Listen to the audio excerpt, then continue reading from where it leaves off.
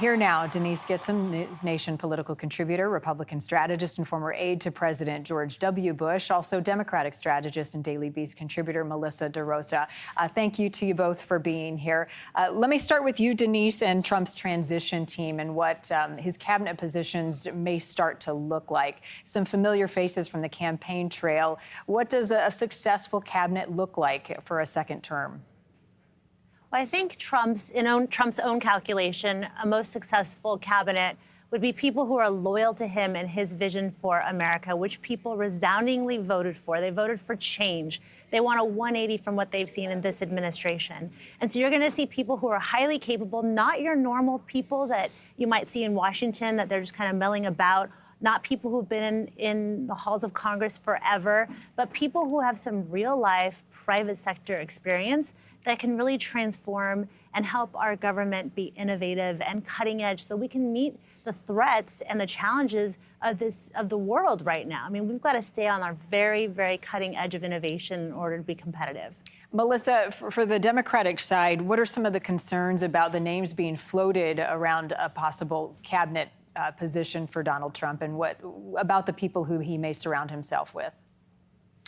Look, I think that the hope is that the Donald Trump that we saw on election night, which really in that speech you saw him seek more of a unified chord, that he's going to bring in real professionals who are going to focus on the problems facing this country. We've got foreign wars abroad that have to be resolved. We've got real problems here at home on inflation, on migration. So I think that the fear is that he will fill his cabinet with extremists and with fringe personalities and conspiracy theorists like people like RFK Jr. And the hope is that what Donald Trump will actually do is bring in real professionals with real world experience from places like Wall Street, from professional segments and government past that actually can get the job done for the American people. Denise, how do Republicans respond to some of the criticism against Trump that he'll come into the White House with grievances, with a list of people who wronged him or who came after him?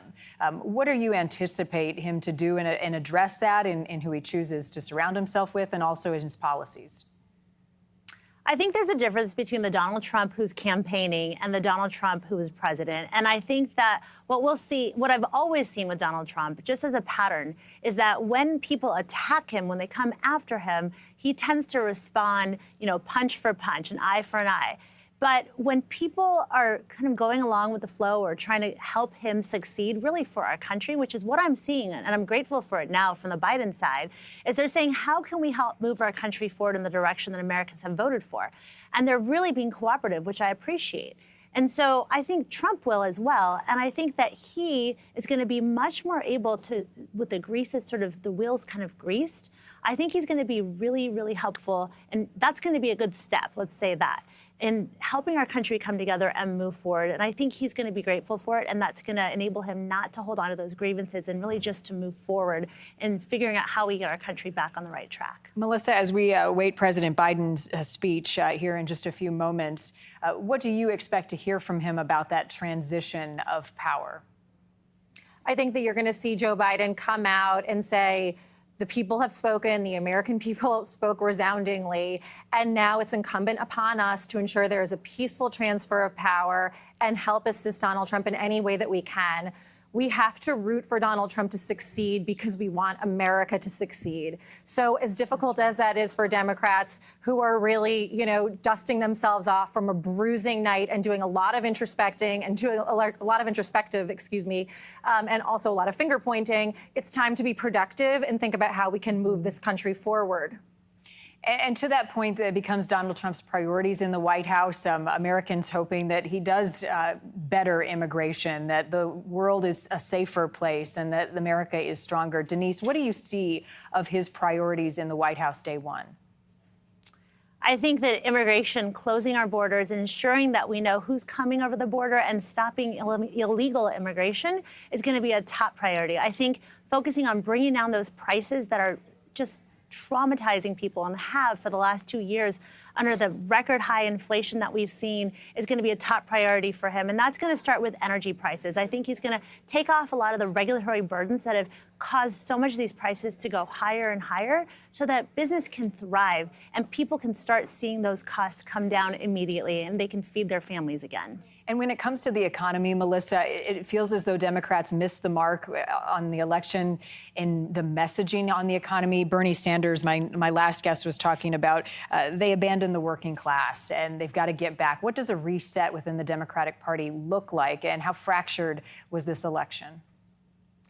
Listen, I think that the Democratic Party somewhere lost the script. I think that we are talking to ourselves on places like MSNBC and NPR and the New York Times, and we have completely lost touch with the working man and woman, which is ironic given that the Democratic Party is the party of the labor movement, the party of the people who are the most vulnerable among us.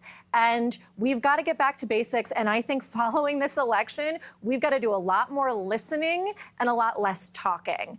And I think that that starts with understanding that while the Dow Jones can be off the charts, inflation was crushing American families and real wages were not rising enough to keep up with it.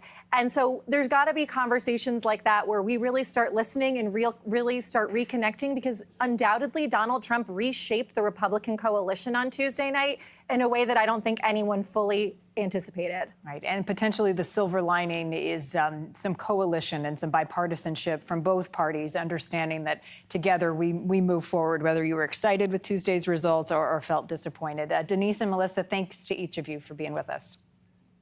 Thanks so much for having us.